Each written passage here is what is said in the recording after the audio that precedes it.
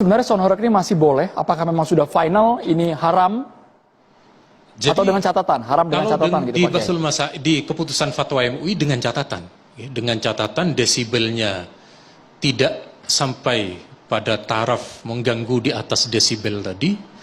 Dan kemudian diarahkan di satu tempat yang ingin menghorkan diri silahkan di sana.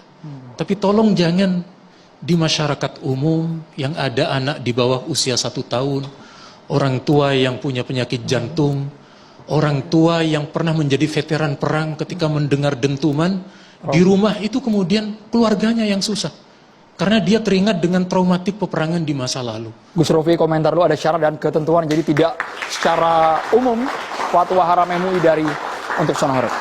Baik, terima kasih. Assalamualaikum warahmatullahi wabarakatuh. Waalaikumsalam warahmatullahi wabarakatuh. Saya bisa menarik kesimpulan ya. Dari belum kesimpulan Gus, kita masih awal Gus. Iya, maksud saya Gus. Ya. Dengan keterangan beliau yang mewakili MUI yang asalnya memberikan fatwa haram tentang sound horeg, agaknya beliau lunak dengan pengecualian. Itu artinya teman-teman sound horeg di Jawa Timur khususnya harus terus berkarya, tentu dengan catatan selama tidak ada unsur pidananya. Saya kira sound horeg harus tetap jalan. Karena apa? Sound horeg yang saya amati, saya di Kediri, itu dapat mempersatukan loh. Sound horeg itu mempersatukan itu tidak hanya pengajian. Saya khawatir dengan fatwa MUI berkaitan mengganggu kebisingan. Nanti sholawatan Habib saya itu bisa kena loh. Itu soundnya luar biasa itu. Nanti Gus Gondrong juga kan gitu, walaupun itu di lapangan. Tapi di lapangan pun ketika kita berbicara tetangga, apakah panitia juga menyeleksi ada orang sakit atau tidak seperti yang ditakutkan Kiai? Belum tentu juga. Gitu loh. Jadi yang saya sesalkan, fatwa MUI ini terlalu gegabah. Jadi kalau kita berbicara sound, berarti itu barang. Sama kita pakai filosofi palu. Tahu palu? Palu itu kalau digunakan maku untuk membangun rumah, itu manfaat, maslahat atau mudarat? Manfaat. Tapi kalau palu buat mukul kepalanya mahasiswa, bocor, maka jadi mudarat. Nah sekarang persoalannya apa tentang sound system horeg? Volume. Nah itu sebelum memberi fatwa harusnya kiai-kiai kami yang di Jawa Timur ini harus merangkul bukan memukul, harus mengajak bukan mengejek gitu loh. Dirangkul dulu, dipertemukan. Sound system itu Mas ya, itu dapat menciptakan perekonomian ketika sound horeg itu gerak. Itu satu sound system. Apalagi kalau battle sound. Battle sound itu perkumpulan sound-sound, konser di lapangan, wah itu ekonominya luar biasa. Nah kalau itu dikombinasi ulama dengan pengusaha sound system, ulama sebagai penasehat, ulama sebagai konsultan, maka bagaimana hasilnya parkirnya, bagaimana hasil tiketnya, kan bisa itu untuk disisihkan untuk anak yatim dan kaum duafa. Tapi saya kaget Gus Rofi mengatakan MUI gegabah. Iya, gegabah. Nah, makanya begini, mengapa saya katakan gegabah? Kalau dari keterangan beliau tadi, saya bisa menyimpulkan ada pengecualian. Padahal yang namanya fatwa haram, contoh, babi haram, tidak ada pengecualian, haram ya haram. Tapi ketika ada pengecualian, berarti teman-teman sound system horeg ini dibolehkan dengan catatan. Berarti suaranya dikurangi, kan begitu. Ya inilah saya katakan gegabah sehingga terjadilah pro dan kontra.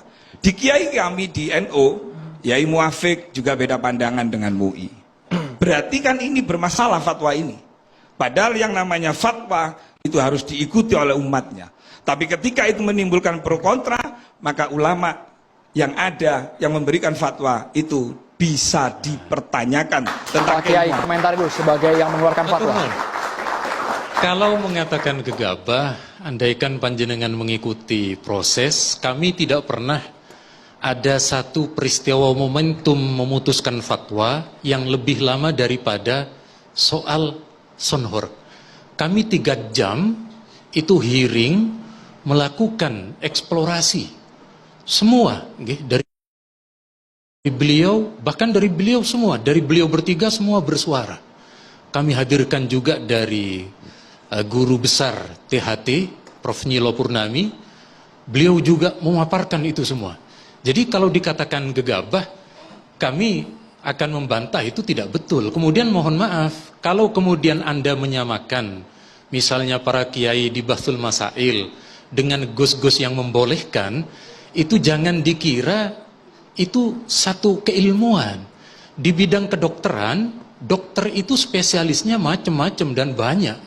Dan mohon maaf, yang membolehkan itu kita tolok ukur keahliannya di bidang fikih sudah teruji atau belum. Atau jangan-jangan dia hanya penceramah. Penceramah tidak harus menguasai ilmu Quran hadis. Penceramah tidak harus menghafal alfiyah. Dia cukup bercerita. Tapi bagi kami di komisi fatwa tidak bisa. Kami sekali lagi, kalau kemudian hasil komisi fatwa disamakan dengan hasil dari ceramah beberapa tokoh, itu sama seperti hasil temuan dari dokter kemudian diukur dengan hasil AI misalnya. Jadi mohon maaf. Nggih, Yai, maksud saya begini, Yai. Ulama itu kan harus bijak cara menyikapinya. Jadi perkumpulan sound system ini kan banyak di Jawa Timur, Yai. Ketika seorang ulama memberikan fatwa haram, ini berdampak loh pada keluarganya. Berdampak pada anak-anaknya yang sekolah. Itu bapak kamu itu jualan barang haram. Image-nya seperti itu, padahal beliau ini mengikuti apa kemauan dari tuan rumah itu sendiri. Nah, sekarang kalau MUI mempermasalahkan masalah suara karena berhubungan dengan THT misalnya, berarti kan ini ada nasihat. Ulama itu kan memberi nasihat dulu, ya. Dikumpulkan semua paguyuban sound system. Tolong, ini berdasarkan masukan-masukan yang ada, termasuk orang sakit dan lain-lain. Nah, itu jauh lebih bijak, ya. Karena panutan kami ini kan ulama. Ketika ulama menjustifikasi, memvonis haram langsung, nah ini akan mematikan perekonomian termasuk pemilik dari sound system dan dampaknya perekonomian yang ada di daerah-daerah. Nah jujur aja, sound system ini ya, kenapa sih di Timur Tengah itu perang suku, perang antar agama, perang antar golongan? Jawabannya satu, Mbak Yai Sutejo, karena di sana nggak ada sound horeg. Itu aja, coba kalau ada sound horeg, ya bisa kumpul, bisa guyup gitu. Makasih. Saya nanya, waktu di kumpul-kumpul itu selain Mas David, apa Brewo ada diundang juga? Ada Mas Brewo ada. Dari Blitar kalau nggak salah ada Vasco Senggo ya? Ya, itu diundang. Enggak ada. Senggo terus beli Kediri BJ.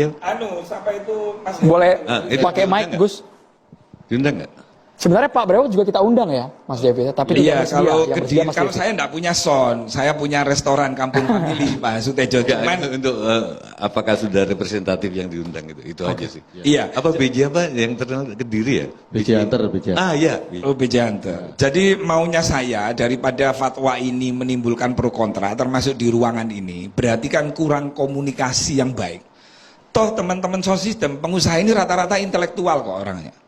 Kalau itu diajak omong, nggak bakalan terjadi pro kontra seperti ini gitu loh. Ini hiburan rakyat, cuman perlu dikemas, perlu dipoles, perlu dirangkul. Seperti itu. Terima kasih.